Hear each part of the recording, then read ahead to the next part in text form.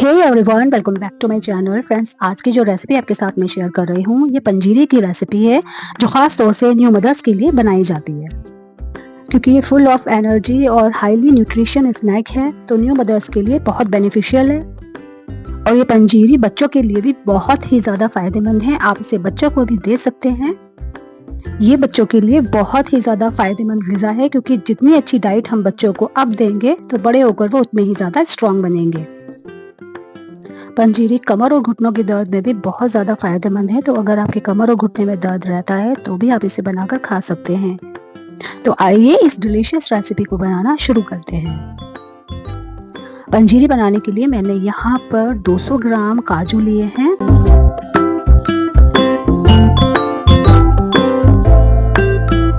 और 250 ग्राम मैंने यहाँ पर बादाम लिए हैं।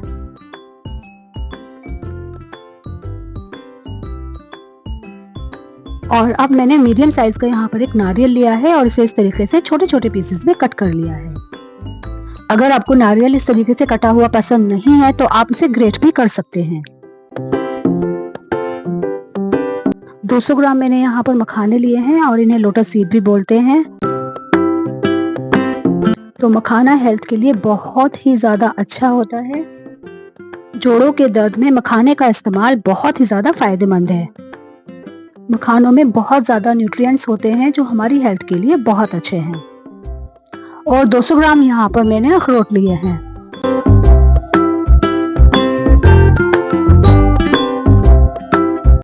और 250 ग्राम मैंने यहाँ पर छुआरे लिए हैं और इनके इस तरह से छुआरे के सीड्स निकाल लिए हैं। उसके बाद इन्हें इस तरीके से छोटे छोटे पीसेस में मैंने कट कर लिया है।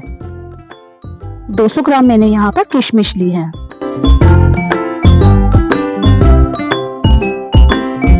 मैंने यहाँ पर 4 मगज लिए हैं जिनमें खीरे के बीज हैं, कद्दू के बीज हैं, खरबूज और तरबूज के बीज हैं। और अगर आपके पास ये चारों बीज नहीं हैं तो इसमें से जो बीज आपके पास हो उनका इस्तेमाल आप इस पंजीरी को बनाने में कर सकते हैं। तो यहाँ पर जो ये चारों मगज मैंने लिए हैं इन्हें मिक्स कर लिया है और ये तकरीबन 250 ग्राम है।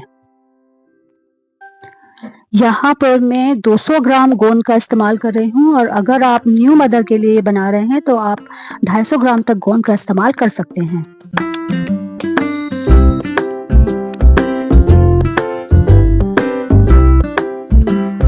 और अब यहाँ पर मैंने 200 ग्राम बेसन लिया है जिसे अच्छे से छान लिया है। और अगर आप चाहें तो बेसन की जगह सूजी का इस्तेमाल भी कर सकते हैं, लेकिन बेसन से इसमें एक बहुत अच्छा सोंधापन आ जाता है जो बहुत अच्छा लगता है, तो मैं यहाँ पर इसीलिए बेसन का इस्तेमाल कर रही हूँ।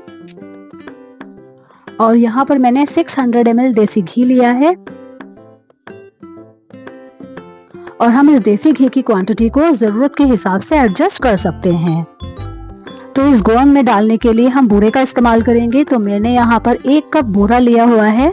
और इस गोंद को मैं 2 तरीके से बनाने वाली हूँ, एक शुगर फ्री और एक मीठा। तो मीठे की क्वांटिटी को आप अपने जायके के अकॉर्डिंग एडजस्ट कर सकते हैं।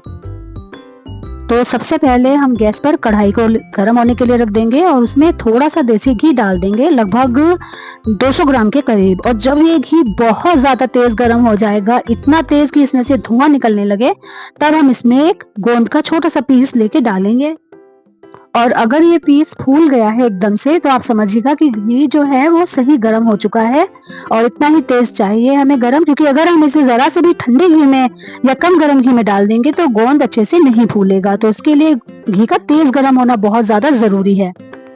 और फिर सारे गोंद को हम एक साथ डाल देंगे और जल्दी जल्दी फ्राई करेंगे ताकि ये सारा जल्दी से फूल जाए।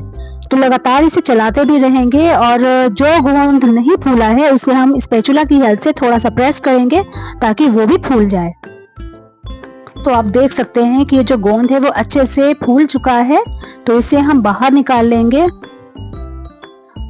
तो गोंद तो हमारा अच्छे से फूल चुका है, आप देख ही सकते हैं। और मैं इसे आपको उंगली से क्रश करके भी इस तरीके से दिखा रही हूँ, बहुत अच्छी तरह से ये फूल गया है। तो अब इसे एक साइड में रख देंगे। तो अब ये जो कढ़ाई में घी बच गया है इसी के अंदर हम थोड़ा घी और ऐड करेंगे और लगभग 200 ग्राम घी में हम इन मखानों को फ्राई करेंगे, क्योंकि मखानों में ही सबसे ज्यादा घी लगता है फ्राई होने में। और मीडियम टू हाई फ्लेम पर हम इन्हें लगातार चलाते हुए मखानों को फ्राई करेंगे और गैस की जो फ्लेम है उसे बीच बीच में एडजस्ट भी करते रहेंगे और इसे लगातार चलाते रहना है, क्योंकि मखाने जो होते हैं वो बहुत जल्दी जल जाते हैं।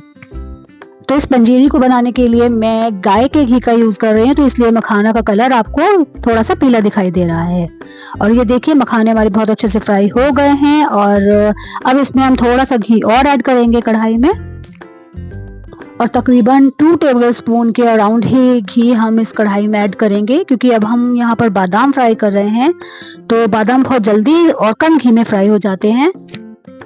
और तकरीबन 1 से 2 मिनट के लिए हम मीडियम फ्लेम पर लगातार चलाते हुए बादाम को फ्राई करेंगे।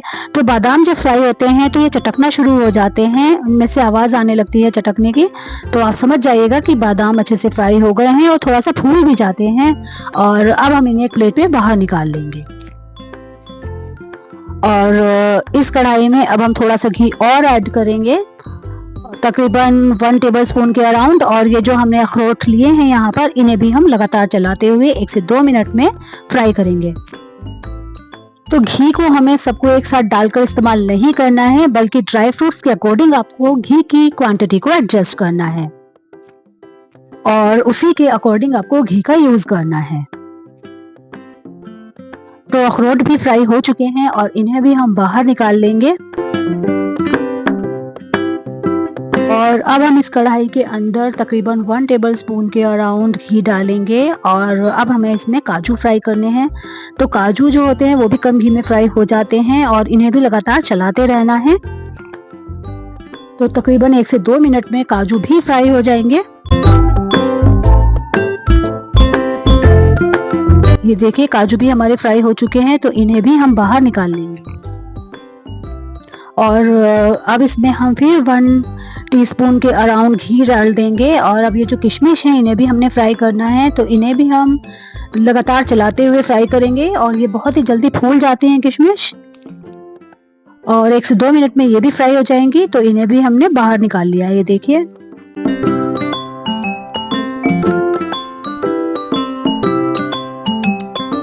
और अब इस कढ़ाई में हम घी डालेंगे 1 टेबलस्पून के अराउंड और जो हमारा नारियल है उसे भी हम लगातार चलाते हुए तकरीबन 1 से 2 मिनट तक फ्राई करेंगे। तो आप देख सकते हैं कि नारियल भी हमारे अच्छे से फ्राई हो चुके हैं, हल्का सा गोल्डन कलर इनका आ गया है, तो इन्हें भी हम बाहर निकालेंगे और अब इस कढ़ाई में थोड़ा घी और ऐड करेंगे और इन छुआरों को भी हम तकरीबन 1 से 2 मिनट तक ही फ्राई करेंगे, ज़्यादा फ्राई नहीं करेंगे वरना तो ये बहुत ही ज़्यादा हार्ड हो जाएंगे। तो बस 1 से 2 मिनट ही इन्हें हमने फ्राई करना है और अब इन्हें भी हम बाहर निकाल लेंगे। और अब कढ़ाई में हम डालेंगे तकरीबन 1 टेबलस्पून घी और इसे मेल्ट करेंगे और अब ये चारों मगज हम इसमें डाल देंगे और इन्हें फ्राई करेंगे। तो चारों मगज आपको बहुत ही ज़्यादा केयरफुली फ्राई करने होंगे, क्योंकि ये बहुत ज़्यादा चटकते हैं फ्राई होते हुए और लगातार इन्हें चलाते भी रहेंगे और लो टू मीडियम फ्लेम पर इन्हें हमने फ्राई करना है। और चारों मगज भी हमने फ्राई करके निकाल लिए हैं। अब ये जितना भी घी हमारा बचा है उस सबको हम इस कढ़ाई में डाल देंगे और अब इसमें हम बेसन डाल देंगे और बेसन को बिल्कुल लो फ्लेम पर लगातार चलाते हुए हमने फ्राई करना है और इसे तब तक हम भूनेंगे बेसन को जब तक कि इसमें से बहुत ही अच्छी महक ना आने लगे और उसका कलर हल्का सा चेंज ना हो जाए। तो तकरीबन मुझे 8 से 10 मिनट हो चुके हैं इस बेसन को भूनते हुए और आप देख सकते हैं कि इसका कलर भी चेंज हो गया है। तो फ्लेम को ऑफ कर देंगे और इसे ठंडा होने के लिए हम रख देंगे। तो सारे ड्राई फ्रूट्स तो फ्राई हो ही चुके हैं। अब इसे हमें ग्राइंडिंग जार में डालकर दरदरा सा ग्राइंड कर लेंगे। क्योंकि हमने यहाँ पर ड्राई फ्रूट्स को काटा नहीं है, इसलिए हम इसे ग्राइंडिंग जार में डालकर इस तरह से ग्राइंड करेंगे, तो ये बहुत ज़्यादा इजी और कन्वीनियंट रहता है। तो एक एक करके हम सारे ड्राई फ्रूट्स को इसी तरीके से दरदरा ग्राइंड कर लेंगे और इसी तरीके से हम सारे ड्राई फ्रूट्स को ग्राइंडिंग जार में डालकर दरदरा ग्राइंड करेंगे। तो यहाँ पर मैंने एक बाउल ले लिया है और सारे ड्राई फ्रूट्स को दरदरा ग्राइंड कर कर हम इस तरीके से मिक्स कर लेंगे इस बाउल में। तो अब मैं छुआरों को दरदरा ग्राइंड कर लूँगी। ये देखिए इस तरीके से छुआरों को भी डाल देंगे जो चारों मगज हमने फ्राई किए थे उन्हें हम ऐसे ही डाल देंगे, किशमिश को भी ऐसे ही डालेंगे और नारियल को भी ऐसे ही डाल देंगे। इन्हें हम दरदरा ग्राइंड नहीं करेंगे, इन्हें हमने बिना ग्राइंड करे हुए ही डालना है। और अब यहाँ पर मैंने ये गोंद लिया है, इसे भी हमने ग्राइंड करना है। तो इसे ग्राइंडिंग जार में डाल देंगे और अच्छे से इसे ग्राइंड करेंगे। क्योंकि इस जो सामान की क्वांटिटी है बहुत ज़्यादा है, तो मैंने यहाँ पर ये परात ले ली है और इस परात के अंदर हम सारी चीज़ें ऐड करेंगे। तो मैंने ये गोंद को भी अच्छे से ग्राइंड कर लिया है, इसे भी हम इस परात में डाल देंगे।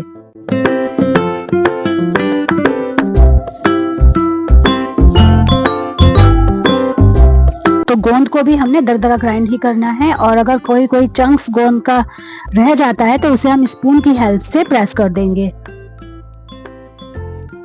और अब जो यहाँ मखाने हमने लिए हैं, इन मखानों को हम इस गोंद में ऐड कर देंगे और थोड़े से मखाने बचा लेंगे, उन्हें हम दरदरा ग्राइंड करेंगे तब ऐड करेंगे। मखानों का जो फ्लेवर है वो बिना ग्राइंड किए हुए बहुत अच्छा लगता है, तो थोड़े से मखाने ही हमने इस पे ग्राइंड करने हैं, बाकी सब हम इसमें ऐसे ही डाल देंगे। तो मैंने मखाने भी डाल दिए हैं और मैं इसमें फ्रेंड्स जो पिस्ता है वो डालना भूल गई थी, तो आप पिस्ता भी ज़रूर डालिएगा। तो 200 ग्राम पिस्ता का आप इस्तेमाल कर सकते हैं और पिस्ते को भी आप फ्राई करके और इसी तरीके से दरदरा ग्राइंड करके ऐड कर दीजिएगा। अब इन सभी इंग्रेडिएंट्स को हम अच्छे से मिक्स कर लेंगे। तो मैंने एक बड़े बर्तन के अंदर इस पंजीरी को डाल दिया है, क्योंकि अभी मुझे यहाँ पर जो बेसन हमने भून कर रखा था उसे भी डालकर मिक्स करना है। और अब इस बेसन को भी हम ऐड कर देंगे और अच्छे से मिक्स करेंगे। तो ये लीजिए, मैंने बेसन को अच्छे से इसमें मिक्स कर लिया है, तो हाथों की हेल्प से भी आप मिक्स कर सकते हैं। और अब इसके अंदर मैं डाल रही हूँ 1/2 टीस्पून दखनी मिर्च। तो दखनी मिर्च का इस्तेमाल बहुत ज़्यादा अच्छा रहता है और इससे आंखों की जो रोशनी होती है वो भी बहुत ज़्यादा तेज़ होती है, तो इसे आप ज़रूर डाल लिएगा। और अब इन सभी इंग्रेडिएंट्स को हम अच्छे से मिक्स करेंगे। और अब इस पंजीरी को मैं 2 जगह डिवाइड कर रही हूँ, क्योंकि मैं 2 तरह से इसे बनाने वाली हूँ। एक पंजीरी जो कि हम शुगर पाउडर डालकर बनाएंगे और दूसरी पंजीरी को आप शुगर पेशेंट को भी दे सकते हैं। तो जब भी आप शुगर पेशेंट को इसे खिलाएं तो इसमें थोड़ी सी खजूर काट कर डाल दीजिएगा, या आप इसमें शुगर फ्री पाउडर भी ऐड कर सकते हैं। तो इस पंजीरी को मैं मीठा बना रही हूँ, तो इसमें मैं 1 कप बूरा डाल रही हूँ। तो बूरे की क्वांटिटी को आप अपने जायके के अकॉर्डिंग एडजस्ट कर सकते हैं। तो मैंने इसमें 1 कप बूरा डाला है और अब इसे हम अच्छे से मिक्स कर लेंगे। तो ये लीजिए फ्रेंड्स, हमारी ये लाजवाब सी पंजीरी बनकर तैयार हो चुकी है। खाने में तो ये जायकेदार है ही और इसके हेल्थ बेनिफिट्स भी बहुत हैं। तो आप इसे ज़रूर बनाइएगा अपने और अपनों के लिए, और इंशाल्लाह इससे आपको बहुत ज़्यादा फ़ायदा होगा। स्पेशली जो पढ़ने वाले बच्चे होते हैं उनके लिए तो ये बहुत ही अच्छी है। और अगर आपको मेरी ये रेसिपी पसंद आती है तो मुझे कमेंट्स में भी ज़रूर बताइएगा कि आपको ये रेसिपी कैसी लगी। और अगर आप मेरे चैनल पर पहली बार आ रहे हैं तो मेरे चैनल को सब्सक्राइब और वीडियो को लाइक और शेयर ज़रूर से कर दीजिएगा। और सब्सक्राइब के बराबर में जो बेल आइकॉन आता है उसको ज़रूर से प्रेस कीजिएगा, ताकि मेरी नई वीडियोस का नोटिफिकेशन आपको सबसे पहले मिले। और अगर आप ये वीडियो इंस्टाग्राम और फेसबुक पर देख रहे हैं तो मेरे इंस्टाग्राम और फेसबुक पेज को भी फॉलो ज़रूर से कीजिएगा। तो चलिए फ्रेंड्स, मिलते हैं अपने नेक्स्ट वीडियो में। तब तक के लिए thanks for watching, bye bye.